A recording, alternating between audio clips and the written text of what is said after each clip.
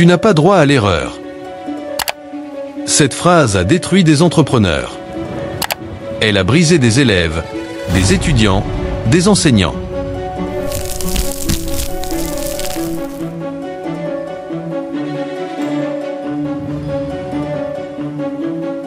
Elle a étouffé des talents incroyables. Empêché des créateurs d'exprimer leur génie.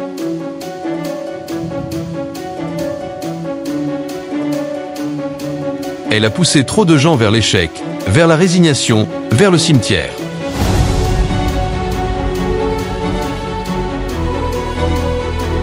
La question se répète à chaque fois. Pourquoi ? Parce qu'elle installe une peur paralysante. Une peur qui empêche d'explorer son potentiel, d'oser, d'échouer et donc d'apprendre.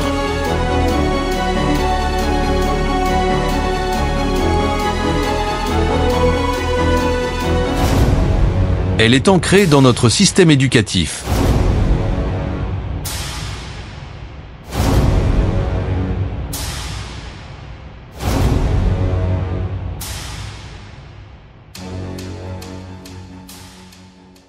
Prenons un exemple. Souvent à l'école, quand venait le moment de rendre les copies, les professeurs avaient une habitude bien particulière. Ils classaient les notes du plus élevé au plus bas. Le premier de la classe, 20 sur 20, était appelé en premier. Il se levait, fier, sous les applaudissements. Puis venaient les suivants, 18, 17, 15, 12, et ainsi de suite. Mais ceux qui avaient les notes les plus basses, eux, ils attendaient. Imaginez Tony. Il se dit, peut-être qu'ils ont oublié ma feuille. Peut-être qu'elle n'a pas été corrigée. Mais non. Son nom finit par être appelé 2 sur 20. Silence. Regard pesant des camarades. Tony traverse la salle sous les murmures et les moqueries. Il prend sa copie et retourne s'asseoir, écrasé par la honte. Et ce n'est que le début. Quand il rentre chez lui, ses parents lui demandent sa note. Il voit le 2 sur 20 et lâche. Tu es nul. Et là, le piège se referme. On associe sa note à sa valeur. On ne dit pas, tu as eu une mauvaise note. On dit, tu es mauvais. Mais en réalité, Tony n'est pas un 2 sur 20. Tony est peut-être un futur champion de football, un musicien talentueux ou un acteur exceptionnel. Sauf que l'école ne mesure que les mathématiques, le français, les sciences, et j'en passe. L'école oublie que l'intelligence a 1000 formes. Et à force d'entendre « tu es nul », Tony va y croire. Il va développer une peur immense, la peur de l'échec.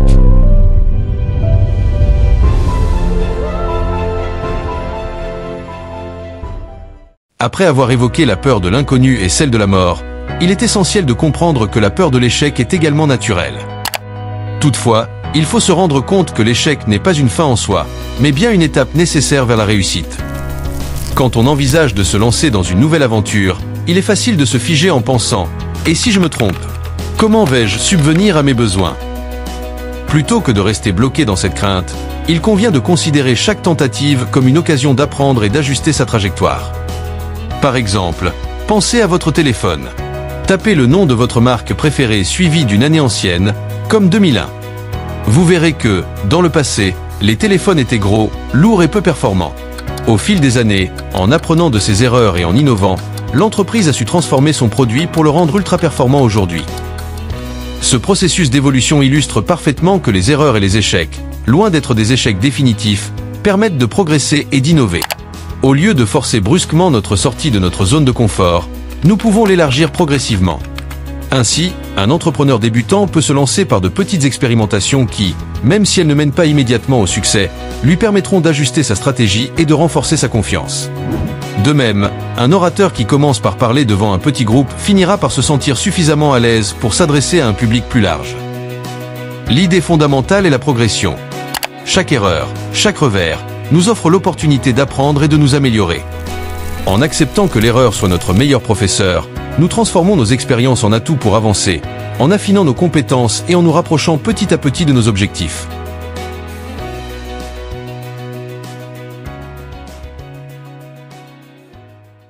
On entend souvent dire que l'échec est la conséquence de mauvaises décisions, d'un manque de préparation ou d'une gestion inefficace. Mais la réalité est bien plus complexe. Parfois, Un simple événement externe peut faire s'effondrer tout un empire, et ce, sans que l'entrepreneur ait commis la moindre erreur. Prenons un exemple. Un entrepreneur talentueux, avec une vision claire et une gestion impeccable, peut voir son entreprise s'effondrer du jour au lendemain à cause d'une crise économique, d'un changement soudain dans la législation ou d'une catastrophe naturelle. Un athlète qui a consacré des années à son entraînement peut voir son rêve brisé par une blessure imprévisible. Un étudiant brillant peut échouer à un examen à cause d'un problème familial inattendu qui l'a empêché de se concentrer. Ces échecs ne sont pas un reflet de leur valeur ou de leur capacité. Ils montrent simplement que, parfois, nous sommes à la merci de forces plus grandes que nous. Ce qui distingue ceux qui se relèvent de ceux qui abandonnent, c'est leur capacité à s'adapter. Au lieu de s'attarder sur l'injustice de la situation, il faut apprendre à réagir intelligemment. L'entrepreneur peut trouver un nouveau modèle économique. L'athlète peut se réinventer dans un autre domaine du sport. L'étudiant peut rebondir et saisir une nouvelle opportunité. L'échec, lorsqu'il est causé par des facteurs externes, est un test. Il mesure notre capacité à nous ajuster, à rester flexible et à voir au-delà du moment présent. Ceux qui réussissent sur le long terme ne sont pas ceux qui évitent l'échec, mais ceux qui savent s'en servir pour mieux avancer.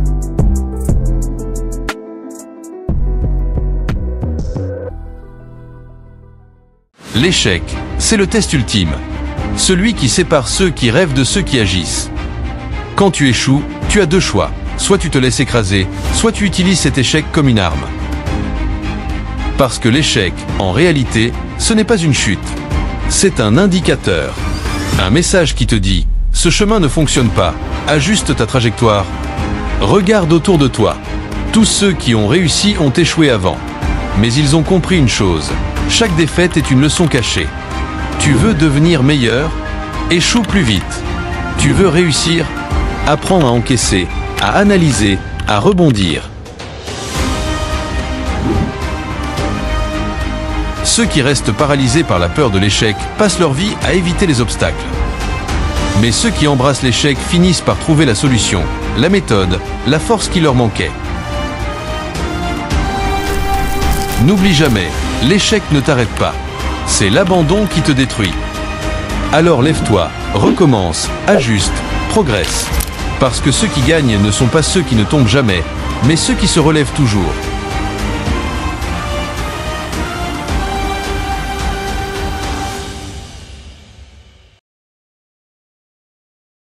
L'échec n'a jamais été ton ennemi. Ce qui te bloque, c'est la peur que tu lui donnes. Regarde bien ta vie. Combien d'opportunités as-tu laissé passer juste parce que tu avais peur d'échouer? Combien de rêves as-tu enterrés parce que tu redoutais le regard des autres? Mais maintenant, tu sais, l'échec, ce n'est pas la fin. C'est un passage, une étape, un tremplin. Ceux qui réussissent ne sont pas plus chanceux ou plus intelligents. Ils ont juste appris à tomber, puis à se relever encore plus fort.